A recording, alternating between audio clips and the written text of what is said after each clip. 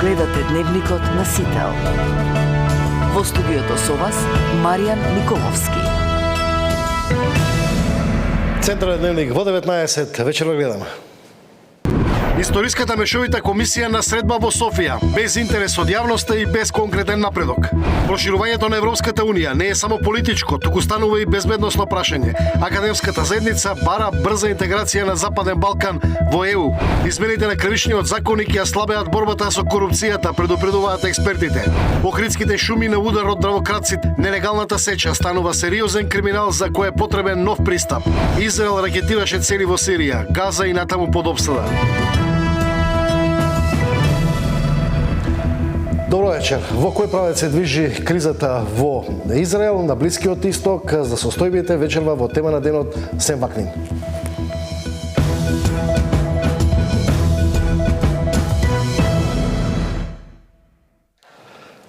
Во Софија денојове се одржала нова работна средба на членовите на мешовитата Македонско-бугарска историска комисија. Прв пат по основањето на оваа комисија во 2017 и македонската и бугарската јавност немаат информации што се случувало. По средата досега секогаш имаше или соопштение или за јавноста, или пак изјави на претседателите на комисиите или информации од Министерство за надворешни работи на двете земји. Но овој пат тој изостанува. Извори од комисијата за Сител велат дека немало информации за како што велат претходно договорената средба. Причината е едноставна, македонските и бугарските историчари не постигнале никаков напредок во однос на учебниците по историја во кои ќе се користат во двете држави. Досега оваа комисија ги усогласи препораките за заедничко одбележување на светите Кирил и Методи, Свети Наум Охридски, Свети Климент Охридски, Цар Самуил, како и 5 препораки за учебниците по историја за 5 клас во Бугарија и за 6 оделение во Македонија, што се однесуваат на периодот од антиката. Со усогласувањето отворените прашања остануваат отворените прашања за карактерот на Охридската архиепископија, Гоце Делчев и Линдеското востание. Експертите предупредуваат дека измените на кривичниот законник, процесите на амнестија се начин како да се ослабне борбата против корупцијата. Сметаат дека на Македонија и е потребен сосема поинаков пристап, односно начин и законски механизми за јакнење на борбата со корупцијата. Измените на кривичниот законник ја слабеат борбата со корупцијата. Ова е ставот на експертите по казнено право, откако со владина одлука беше ублажена казнената политика за злоупотреба на службената положба. Велат не постојат аргументи дека ќе се зголеми ефикасноста во расветлување на кривичните дела. Овде се работи за една директна смртна закана за онака слабата борба против таа највисока корупција. Сите оние налогодавци, организатори и извршители на овие измени едноставно немаат никаков валиден контрааргумент дека ова било за евентуално да речем успешна и ефикасна борба против ова корупцијата. Експертите оценуваат дека донесените измени со кои застаруваат судските предмети укажуваат на неказнивост, ги сметаат како охрабрувачка порака за вршителите на јавни функции. Се испраќа порака дека и во идните не само овие кои што сега се со овие измени ослободуваат, туку и во идните овој функционери фактички ќе потпаднат многу лесно по таа застареност. Додека измените во кривичниот законник ги застаруваат судските предмети, во собранието се чека и донесување на законот за амнестија со кој власта тврди дека ќе го реши проблемот со пренатрупаност на затворите. Според Лабовиќ, амнестијата треба да се применува само во исклучителни ситуации, а не за ослободување места. Не може со овој закон да се решава пренатрупаноста, бидејќи постојат други механизми за тоа. Градење капацитети, поголемо користење на тие алтернативни санкции и така натаму. Сите наводи одат кон тоа дека ова повеќе личи на ефтин, предизборен маркетиншки трик отколку на она вистинско решавање на пренатрупаноста. Според проценките со законот за амнестија на слобода ќе излезат околу 200 лица кои се во затвор за полесни кривични дела. Бројот на луѓе пак кои треба да почнат со издржување на затворска казна е 10 пати поголем. Зоран Јаневски, Сител Телевизија. Проширувањето на Европската Унија не е само политичко, туку станува и безбедносно прашање. Академската заедница бара брза интеграција на Западен Балкан во Европската Унија. Охридските шуми на удар од дрвократците, нелегалната сеча, станува сериозен криминал за кој е потребен нов пристап. Проширувањето на Европската Унија не е само политичко, туку установи и безбедносно прашање, сметаат експертите, особено во ситуација на два отворени војни конфликти, едниот во Украина, вториот на Блискиот Исток. Академската заедница се повеќе настојува земјите од Западен Балкан што поскоро да се најдат во рамките на Унијата. Конфликтите на северот на Косово, во Палестина и Украина се нови безбедносни предизвици во однос на кои ЕУ треба да истапи сериозно за да не дојде до понатамошна дестабилизација во регионот. Европската Унија треба да биде свесна дека доколку не пристапи кон брз влез на државите од Западниот Балкан, ќе се зголеми потенцијалот за можни натамошни дестабилизации во регионот, имајќи ги предвид сите оние процеси кои што се случуваат по нашето пошироко соседство и на европскиот континент. Да сметаме дека регионот предолго чека и треба да се истапи со конкретни чекори без многу символизми за да може да се охрабри регионот и да продолжи на својот евроатлантски курс. Проширувањето на Европската Унија не е само политичко, туку станува и безбедносно прашање. Во денешни времиња, особено во полни со предизвици на сајбер закани и така натаму, несомнено се наметнува потребата да се дискутира, да се развива и да се негува академската мислење или на овие простори и на овие тематики. Панел дискусијата на угадана тема ЕУ и НАТО на Западен Балкан во контекст на новите политички и безбедносни предизвици беше во насока на развивање и подигање на научната мисла и развивање свест меѓу населението и студентите за вредностите на меѓународниот поредок. За Сител, Трајан Ристовски.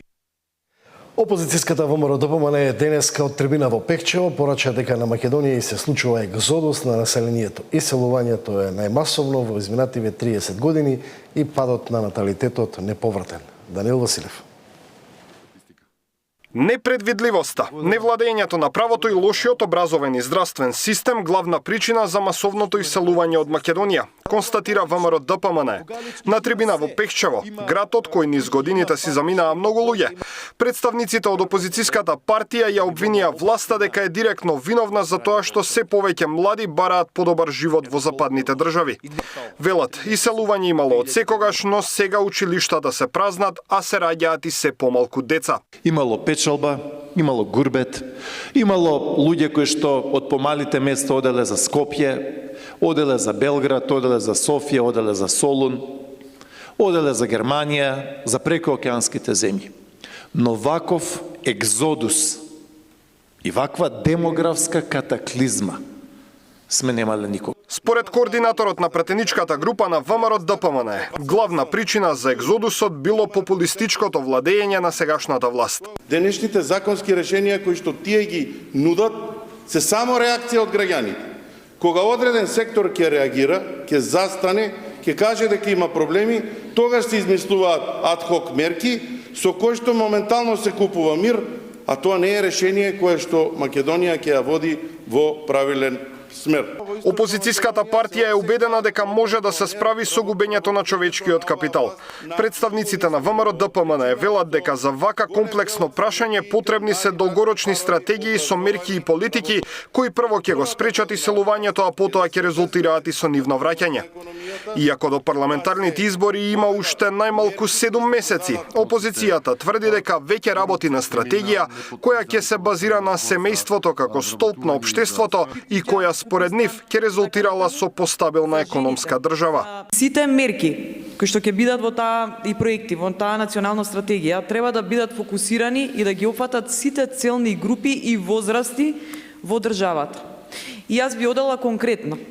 За младите се знае квалитетно образование, масовно вработување на млади луѓе, зголемување на платите, затоа што не може да се задржат со ниски плати, да се вратат оние проекти кои што беа купи куќа, купи стан. Иако е се уште рано за парламентарните избори, ВМРО ДПМН веќе е во предизборна кампања. Последните 3 недели организира по 2 трибини неделно на кои учествуваат партиски функционери.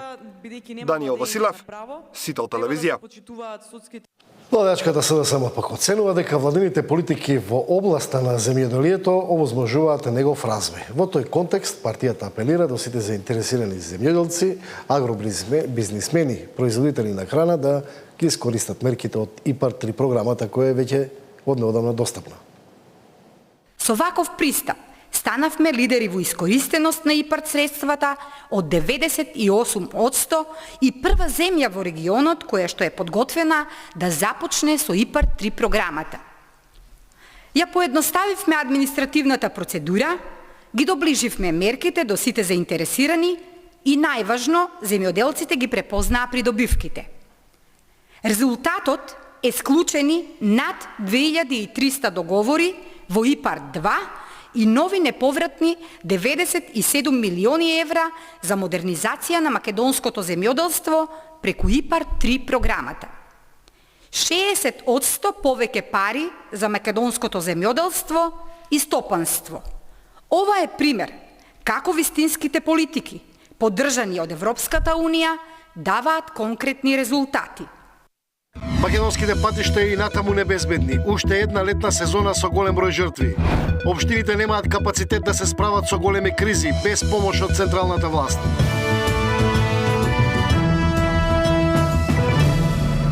Бројот на жртвите во сообраќајот се уште висок. Статистиката покажува дека и оваа летна сезона голем број сообраќајни несреќи на македонските патишта завршуваат со жртви. Голем број сообраќајки жртви на патиштата низ Македонија изминатото лето. Само во периодот од 1 мај до 31 август, Министерството за внатрешни работи евидентирало вкупно 1688 сообраќајни незгоди. Настрадале вкупно 2777 лица, од кои со смртни последици биле 52. Останатите се здобиле со телесни повреди. Настрадале повеќе мажи отколку жени. Па така, според полицискиот билтен, 1851 се мажи и 926 жени. Повеќе страдале возачите и сопатниците, а најголем дел се млади од 19 до 30 години, односно 765 лица.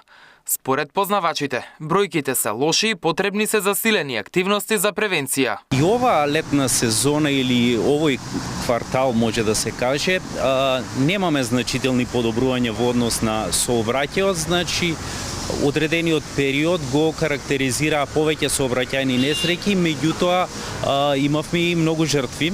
Институциите не се проактивни во тој поглед, како Министерството за внатрешни работи, така и Републичкиот сојуз за безбедност за сообраќајот, и апелираме и замолуваме нивните активности по однос на намалување на бројот на жртвите во сообраќајот да се подобрат или да ги следат барем трендовите на влијателните земји од Европската Унија кои што имаат помал број на жртви во сообраќајот. Најмногу незгоди се случиле во јули 503 и август 436.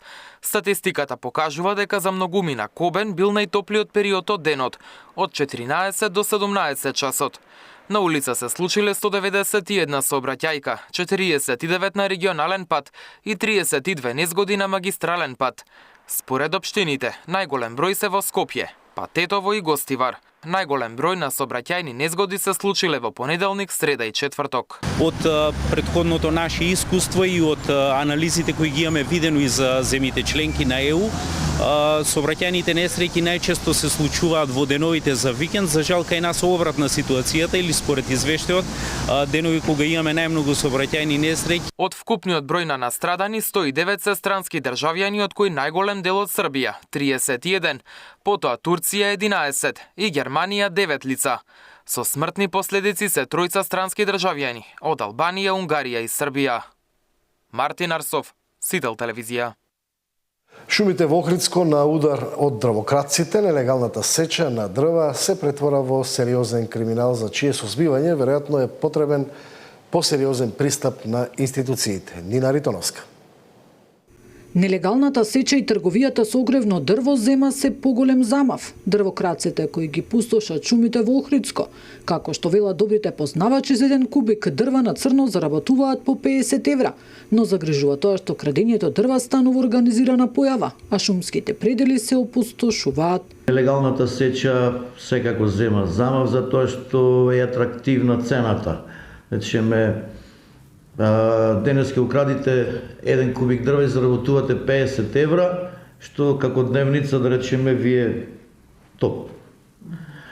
Меѓутоа се трудиме да во рамките на нашите можности, испреплетените ингеренции помеѓу шумочуварската служба, шумската полиција, ангажирањето на редовната или граничната полиција, координацијата треба малку да се подобри, да тоа би се решило.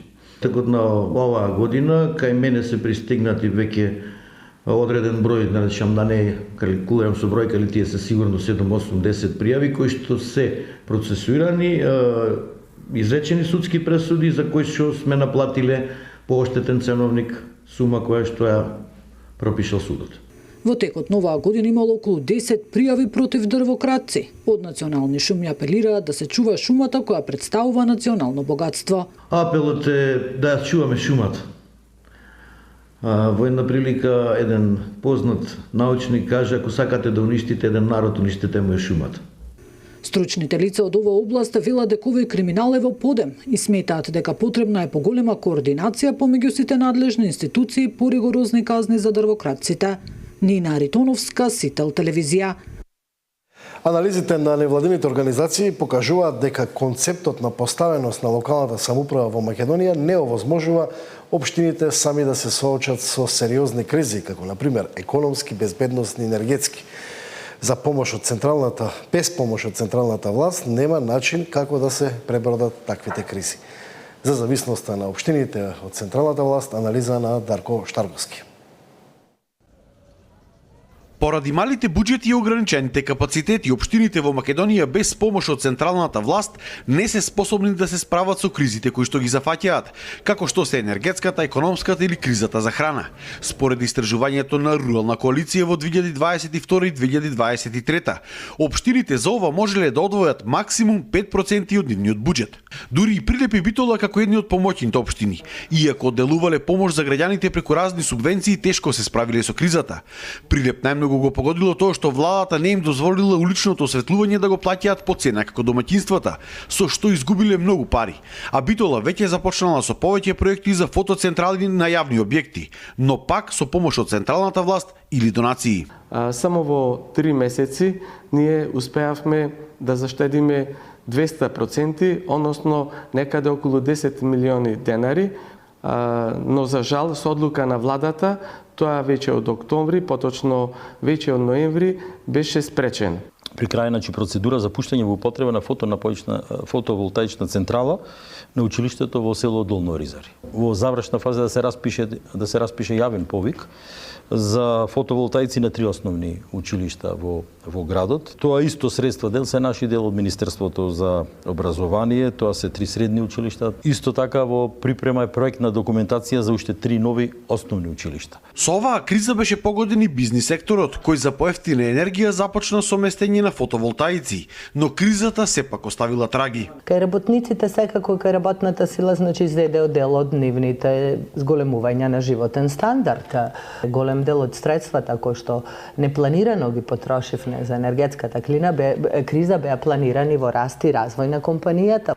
Се надеваме дека тоа е стабилизирано по овој момент, но дека можеме да се надеваме дека ќе се вратат условите од до пред 2 години, да речем, е тешко веројатно. Од кризата како најпогодени се граѓаните. Само тие мабети се прават, ништо друго. Како ова зимање преживееме, како цените? Тешко на народот. Во оваа држава, бога ми, ништо не функционира.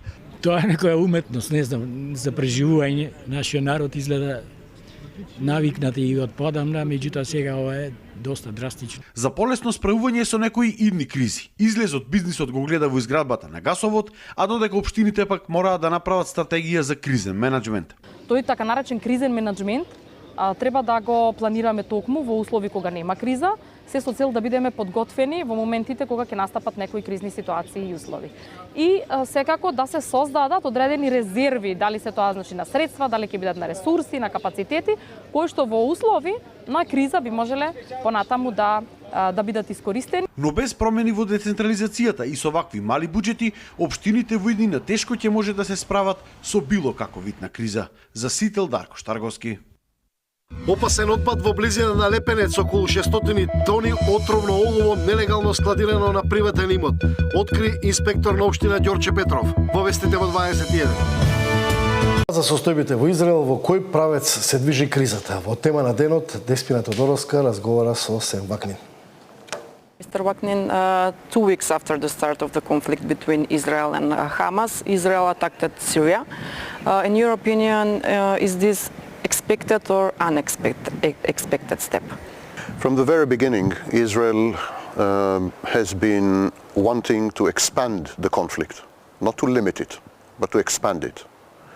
It reacted completely disproportionately to the provocations of Hezbollah in Lebanon. It attacked Syria unprovoked multiple times.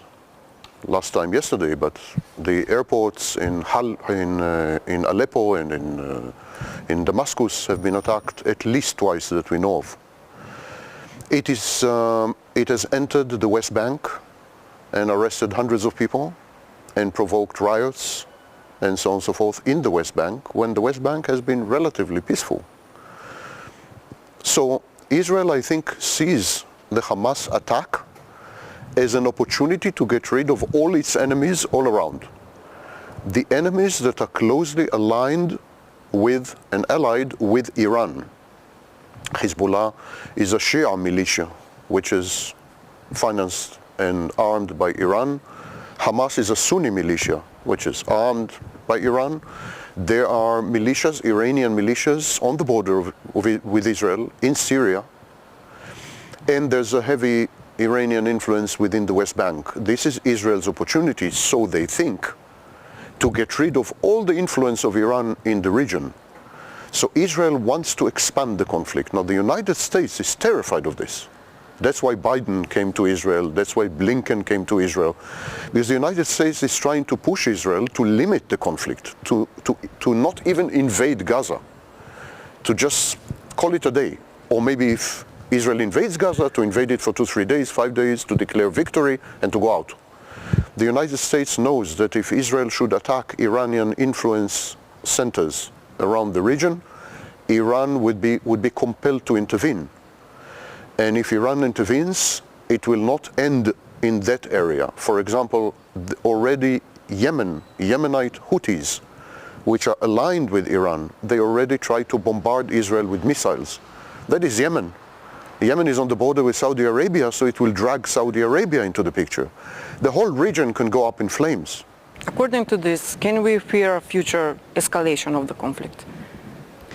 I believe that there is a big conflict within the Israeli government, the Israeli public, and most importantly, the Israeli military. There is a big conflict. Some part wants to limit the conflict. Maybe a short invasion of the north part of Gaza, maybe some declaration of victory after killing some Hamas leaders, and that's it. And there's another group, the far right, the extremists, the settlers, and the ultra-religious people who do not serve in the army. And these people want to expand the conflict and to make it into a modern biblical Armageddon. They think this is a messianic time, an opportunity for Israel to finally annex all the territories, become a greater Israel, and destroy all its enemies all around. But Israel is making a catastrophic mistake should it expand the war, because the Israeli army is not prepared for war. It is a paper tiger. It's a weak army. It's very similar to the Russian army. The Russian army was terrifying everyone until the true face of the Russian army was discovered in Ukraine. It's a nothing army. Same with Israel. There have been budget cuts in the last 10 years. The soldiers are not trained. The vast majority of soldiers are not trained. They don't even know how to shoot weapons. There is a deterioration in the quality of the soldiers. And I think if Israel faces 2 fronts, let alone 5, I don't think Israel will succeed. It will be defeated. Even now, Israel is a ghetto because the southern part has been evacuated. The northern part has been evacuated. And all the Israelis are concentrated in the center. Now, for you to understand, Israel is tiny, absolutely tiny. It is the size of New Jersey in the United States. Gaza is 60 kilometers on 2-3 kilometers. So it's a tiny area, maybe from Skopje to Katlanovo. It's a very small area. And there is no place to go. So if a war will start, it will be a total war. And of course civilians will die all over the place. But Israel will not survive this war. They are making a catastrophic, arrogant, delusional mistake. They are living in fantasy, in my view. But America openly stood behind Israel. How real is this support? It is real. Israel wants to drag America into the war. This could become the second Vietnam, when the United States already sent 2,000 Marines, advisors, military advisors, 2 destroyers, munitions, precision munitions, and so on and so forth. It looks exactly like the start of the Vietnam War, exactly how the Vietnam War started. Israel would be delighted, of course, to get the United States involved in the war. Because if the United States is involved in the war, actively fighting, like they did in Iraq, then of course the risk to Israel is minimized. And this is what Israel is trying to do. But the Americans are actually terrified of Netanyahu and his group of criminal nutcases. They're terrified of this so-called government. And they are trying to keep a hold of the situation, but I don't think they're very successful at this stage. Is this war also a victim of fake news? How much of what we can read is real? Surprisingly, in this particular war, the amount of fake news is much less than, for example, in the Ukraine war, where, I don't know, 70-80% is fake news. Here, fake news are much more limited. And that is because both parties take credit. They regard what they do as credit-worthy. They want the world to know that they are doing it. Hamas is bragging about what it did in Israel, the massacre, the atrocities. Hamas thinks it's a wonderful thing. They think it certifies them as the only military organization in the Palestinian world and much better alternative to Fatah. So they are bragging about it. They released streaming videos, they released videos, edited videos, and so on and so forth. Similarly, Israel wants the world to know what it is doing. It wants the world to know. So here everyone has an incentive to not lie to the media, while in Ukraine and Russia, both parties have an incentive to lie to the media. So I think the amount of fake news in this war will be very limited, very small. We are living in the era of multiple military conflicts. In your opinion, how will this end? This is like the 50s and the 60s, when you have 2 civilizations clashing and when there is one group of countries that are on the declining and another group of countries that are on the ascendance. You have tectonic plates. It's like earthquake. So you have the tectonic plate of Russia, China, Iran.